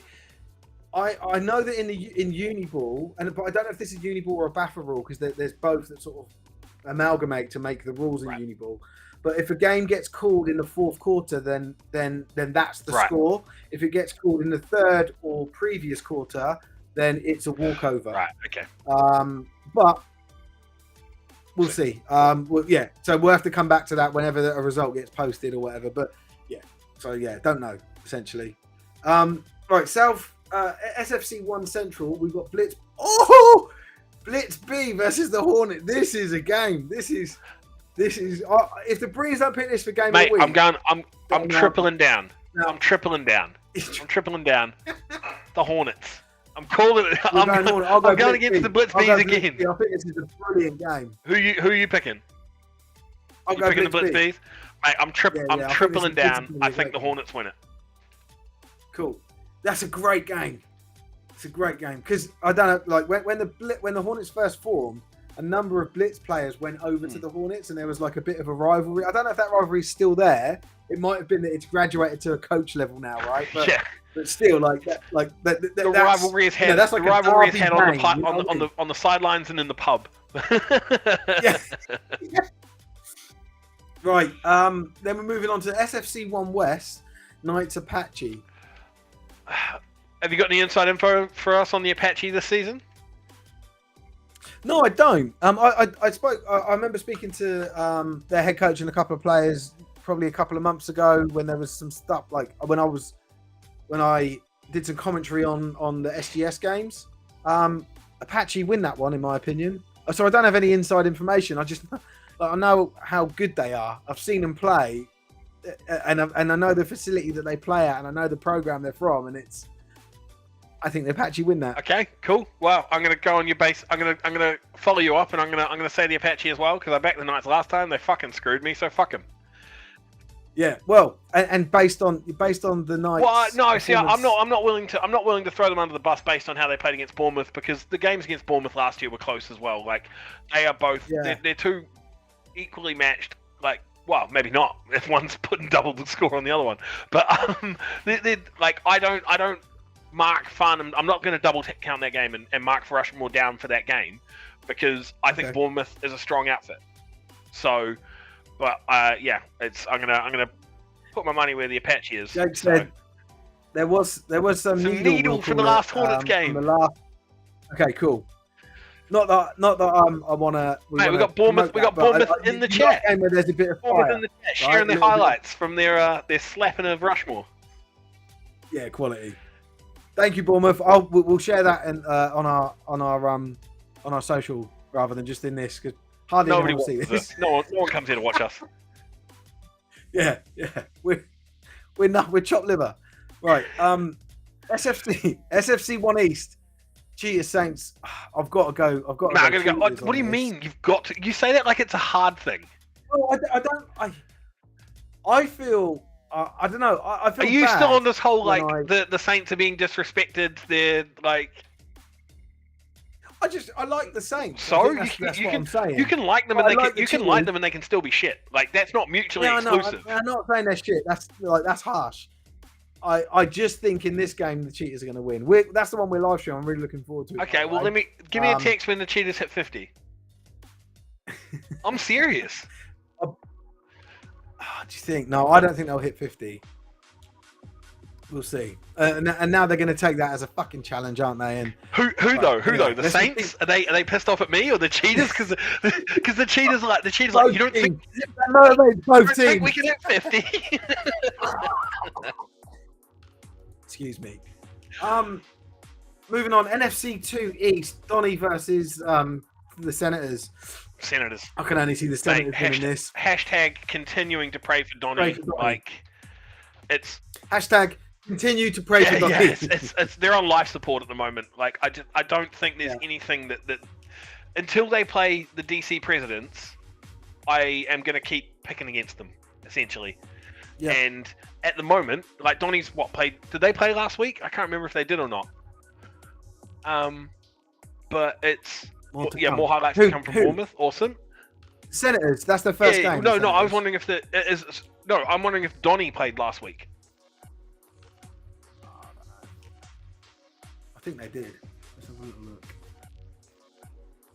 No, they didn't. So at the moment, all I've seen from them is a 3-point game against Humber. So as it stands, if they were playing DC this week, I might predict that DC would win. We've inadvertently skipped the NFC 1 Scottish. Let's do that now. Okay, what's that? The Stags, Blackhawks. Yeah, Stags, Blackhawks. I go Stags. Tom's team's the Stags, right? Yeah, I'm taking Tom's team, 100%. And then Roughnecks Tigers. Who are you going? That's a closer one to call. I'm going the Roughnecks. I think.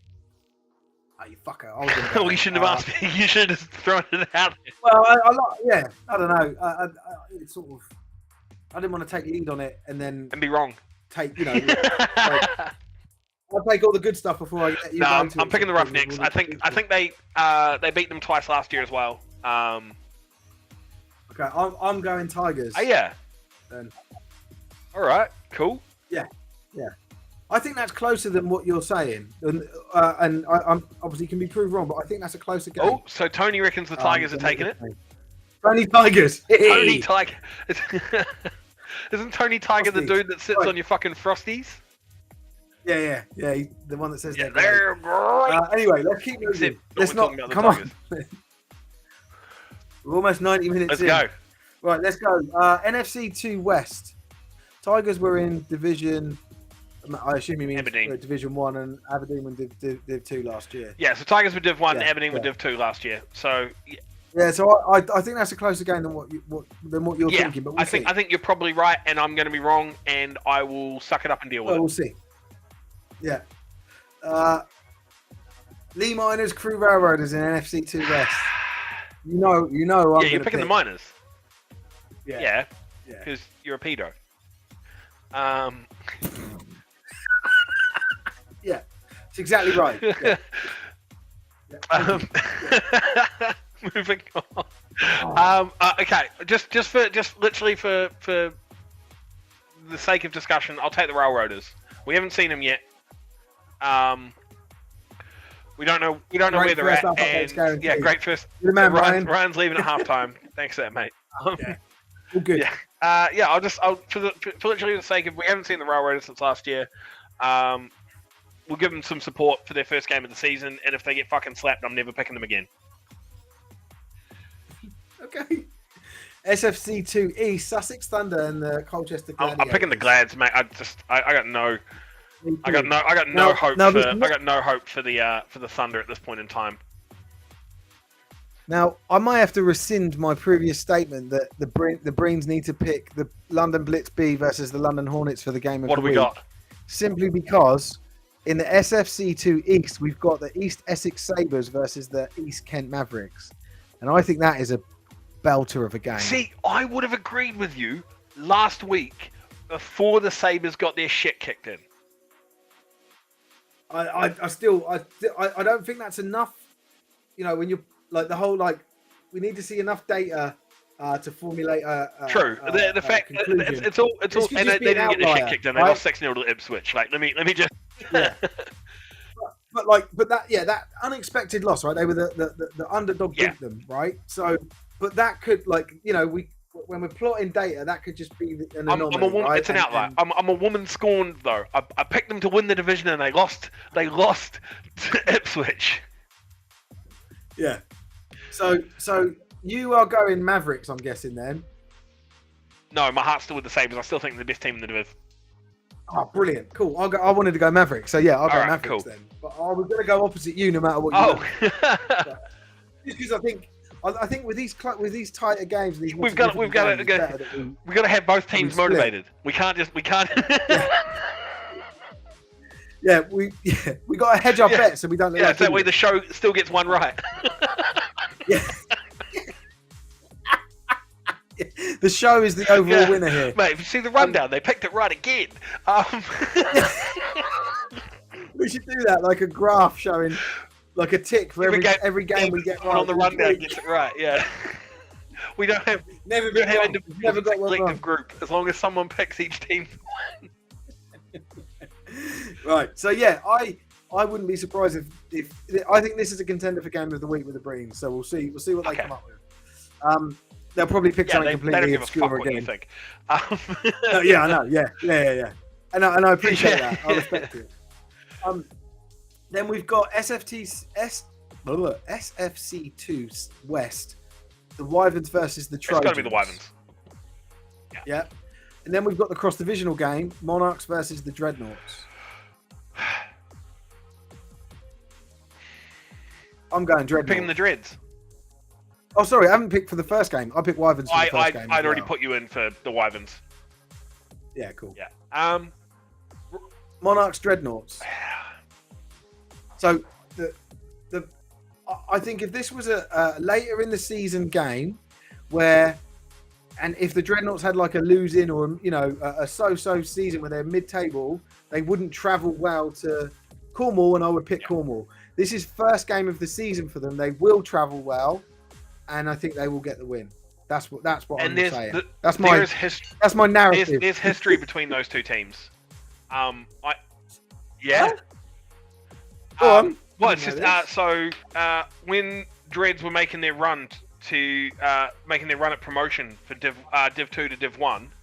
So what's that like? I think it was like 2018, 2019. They played Cornwall in the semis, and it was a very sort of chipper game. There was a lot of shit talk because they'd had. I think Cornwall was one of their association games when the Dreads were first doing association as well. So there was there was not. I just remember because I was playing for the Dreads at the time, but it wasn't the most friendly game. And coming off that we beat them. Well, sorry, the team I was playing for, the Dreads, beat the Monarchs at the time, but they were the Sharks at that point as well. They weren't the Monarchs. Yeah. So I think first game of the season, Dreads came off a fucking disappointing season last year. Like there was talk that they obviously they fold. I say obviously they folded. Did they fold halfway or 3/4 way through the season? I thought.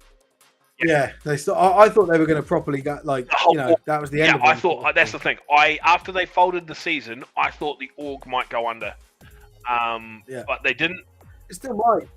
They lost their women's team to the Thrashers. Yes, they did, and a lot of them would see that as and I'm not saying it is, but a lot of them would see it as a bonus. There was a lot of contention between the men's and the women's team. Yeah. Well, do you know what I've heard that a lot, not just from the Dreadnoughts, but from multiple other teams. It's weird. I don't know if it's the thing because that women's team, is a successful women's team. They are a strong women's team, which is why I think Solent was probably so happy to go. Yep, cool, we'll take you. Like they are a great women's team, and the Dreads have been like the men's team have been up and down. So I think there was a bit of sort of. I know that there was contention at upper levels. There was an incident that happened off the field a few years ago, and there was litigation that came about because of it between the two, and someone out and out. There was someone who brought litigation against the Dreadnoughts organization. So there was a lot of bad blood between the women. So I think it's best for both teams to have gone their separate ways, and I think it'll be good for both teams to have sort of that fresh cut. And Jake said by all accounts, Dreads have recruited well, or by all accounts, he said Dreads no. think They they've recruited well. Yeah, sorry. Yeah. I've seen. So I follow them on socials as well. And then that's the thing. If they have the Portsmouth uni players coming in, because Portsmouth they just got promoted, didn't they? Or they were in the final. They get promoted. Yeah, but they didn't get promoted. Okay, I wasn't sure. No. Hold on. I thought by making the final they'd made it back. They played Loughborough in the final, and Loughborough have been promoted. Not Portsmouth. Okay. Yeah, that's what happened. Like everything I've seen about Portsmouth Uni, like they've been, like Portsmouth Uni leaps and bounds, like smashing it at the moment. And quality. Yeah. If they can recruit well from Portsmouth Uni, then they will always have a chance. But I think so there we go. One promotion lost the final. They won. I thought it was top two. Because Loughborough was part of the North, weren't they? Loughborough's the North. Yeah, of course. The top two finalists. That's what I thought. I thought they were the Prem. Yeah. I thought they were the moving up to the Prem South. They were the South representative promotion. That's right. Because that. And hold on. No, they prevented. Which team did they prevent? Bournemouth Bobcats. They prevented Bournemouth Bobcats having back-to-back promotions who they played in the semi. Sorry. The issue that they're going to face, that the Dreads sort of face, is that catchment area. It's still very easy for a lot of the best players to travel up to play in London from the Destroyers. It's very easy for those guys to go, look, I don't want to play for the Dreads. I'm off to play for the Blitz or the O's, Warriors, whatever. So if they can get some quality players though, I'll agree with you. I'll say Dreads for this week. Yeah, there we go. One from North, one from South. Bowler's bragging rights. Mate. Is that the last game? That's it. Yeah. Okay. The one other thing I wanted to mention was I don't know if you saw it, but GB women's performance Against Sweden.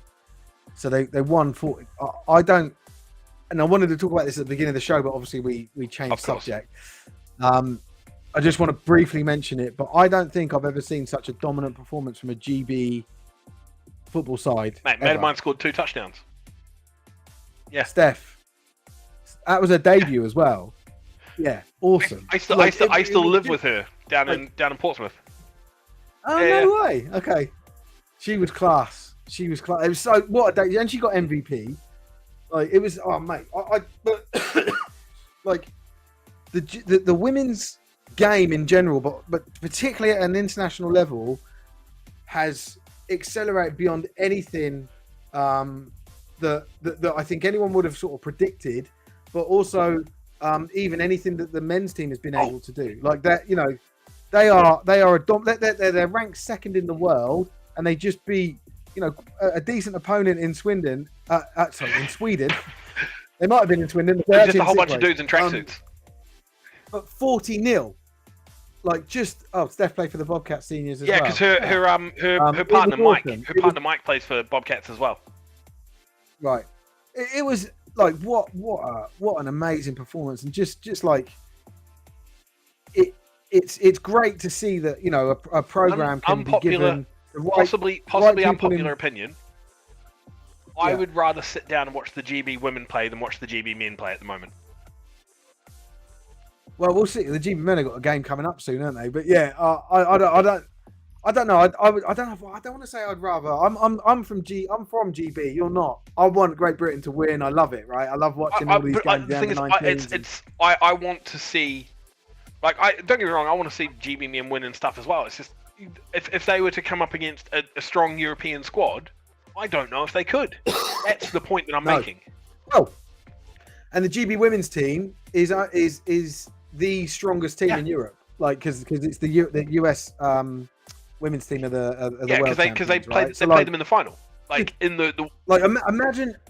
Well, I can't say that. I don't know if this rubs off on you in the same way it does me, but imagine if the GB men's team was the best team in Europe. That would just be amazing, right? Like, and I feel that we're just so far away. It would mean like it doesn't instill the national pride that you're probably feeling, but what it does mean is it would mean that the game as a whole would be in a much better place. If the GB men's team was the best team in Europe, then that says a lot about grassroots football. That would probably mean that the UK AFL or something was working, would be my assumption. Yeah.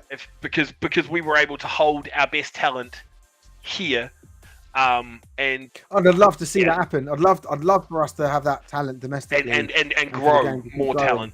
But if you look at that, actually, the amount of I would say I don't know this, but I would imagine that close to 100% of the GB women's squad play in the UK for their domestic game, but the GB men's squad, it's probably not the same. We've got people flying in. The GB men's squad. GB men's squad. And the thing is, the other thing about that is, like, for the GB women's squad, I would say like you mentioned, you know, we literally just spoke about it. Steph MVP. Like, the best players are playing at home.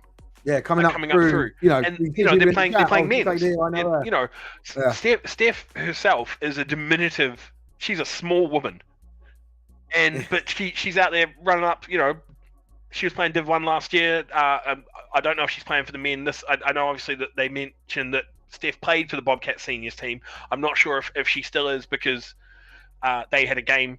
You know, Bournemouth played Sunday, and then the women had a game as well. So I don't know if she's still part of the squad. But there's a lot of the women that are coming up through, or would be trying to come up through their inside of it as well, to show that it doesn't fucking matter what they are. They're just ballers. Yeah, they're just absolute ballers. Like Russ said, nearly 900 at the stadium. Will we get that for the men's GB? I don't think so. Yeah, and it's. I mean, I want to focus more on the positive than the negative here, but yeah, like, I think it's a testament to BAFA, to the coaches, to what the women have done themselves though as well. Like, a lot of these teams, like so when the Solent Thrashers women's team was part of Portsmouth, I helped out just a tiny little bit with one of their sort of first seasons when they won their first Div 2 title and sort of worked towards their promotion and stuff. I knew the head coach, James Chard, and me and Murat helped out. We did like a little bit of positional assistance, coaching-wise and stuff. And the work that those women have put in to, like, promotions-wise, like, to push their brand, and it's not just that team itself, it's a lot of the women's teams, the work that they're putting into, like, I reckon that because they have to, unfortunately, they work harder than a lot of the men's promotional teams at pushing their team out into the space to make sure that they are being, recognized and looked at and promoted. And I think the Sapphire series, great thing. One of the best things that BAF has done recently. I don't think they call it that. They're bringing back. They're bringing back what was the Diamond series, but they're calling it 11s or something like that. What was the one? They had fucking horrific uniforms. But it was the North versus South. Yeah, fire and ice and all that shit. Yeah, I can't remember what that was. Horrific uniforms, but it was a great idea. Like because it was All Star. Yeah. So there we go. So some of the young lady players I saw playing under 16 the weekend outplayed many of their teammates. Great to see them progress through the system. GB captain, I'm going to butcher this name. I don't know how to pronounce her last name. Was unfucking believable. Played for the Cheetahs senior team for the last 4 years. So there we go. Like she was class. Yeah, that's the thing. It's like she was a line. I can't remember where she played on the line. I think it might be tackle or guard. But they had her pulling a lot to take the head off of an edge player, and she sealed a massive block on one of the TDs that Steph scored. Yeah. Yaz is I don't know how to say it. Kazoo.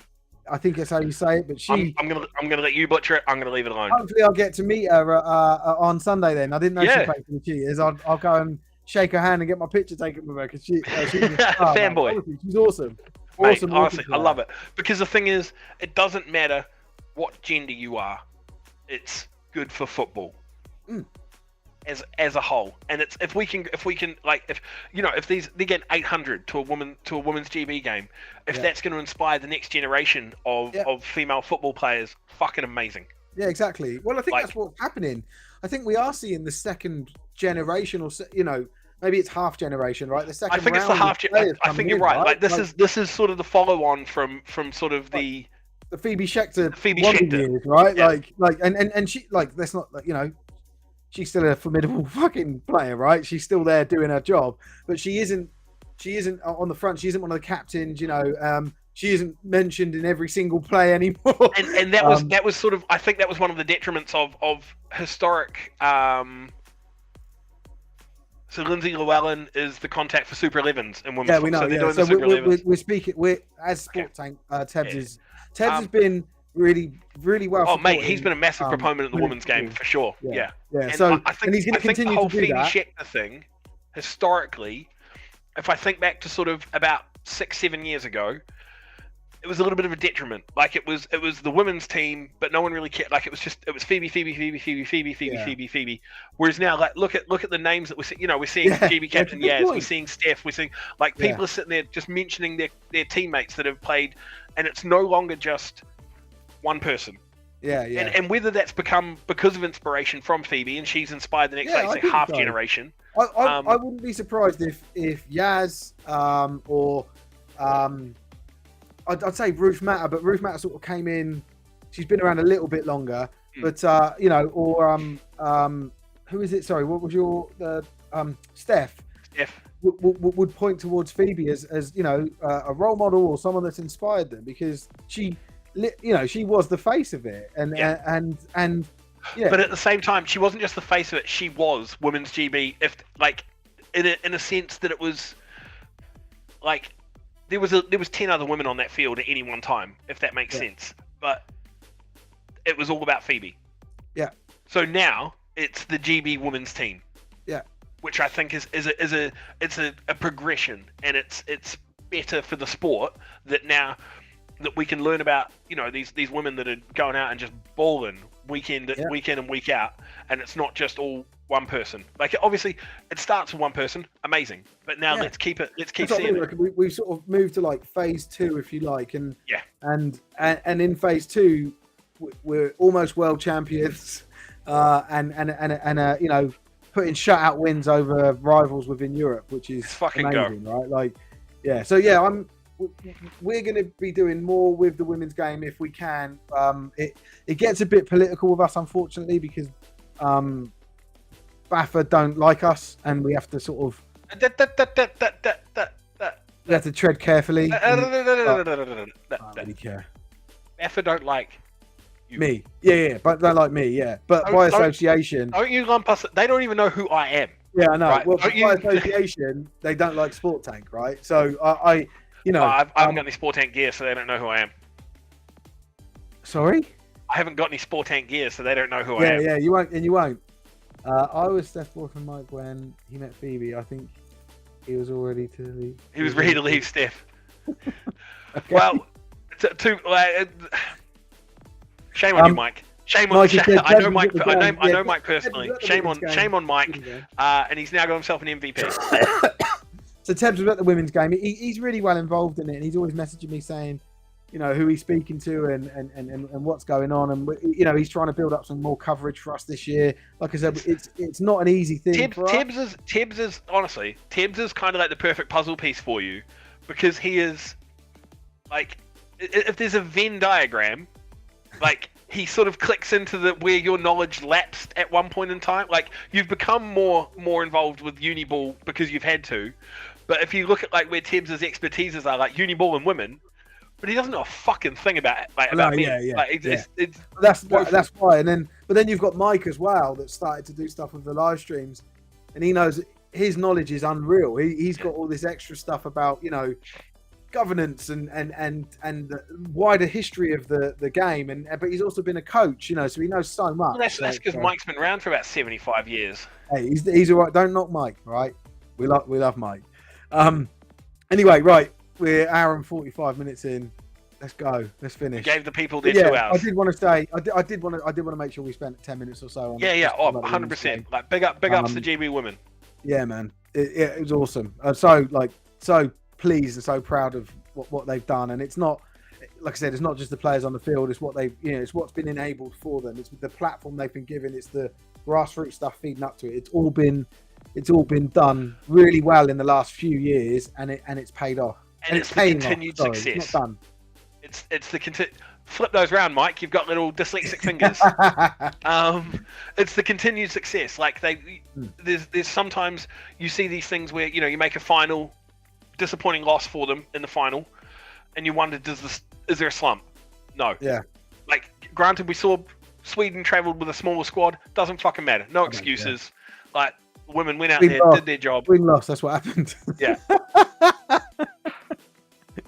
Right. Anyway, right. Let's wrap it up. Sorry we've gone on so long. Thank you guys for sticking with us. Like I said, I'll release something during the week about this AED thing, and yeah, we'll see if our predictions come true for next week. And those of you that are playing this week, good luck. If you're at the game that we're live streaming, the 2 games we're live streaming, we're doing 2 for the cheaters. So we're doing the under-19s and then the seniors. Oh, nice. Yeah, come over and speak to us. Obviously, don't speak to Tebs because he'd be commentating, but you can come and speak to me because I'm on the camera usually. But yeah, thanks very much, guys, and we'll speak to you soon. Good luck to all of the teams that I predicted to win. The rest of you, fuck you. Yeah, likewise. Yeah. Bye.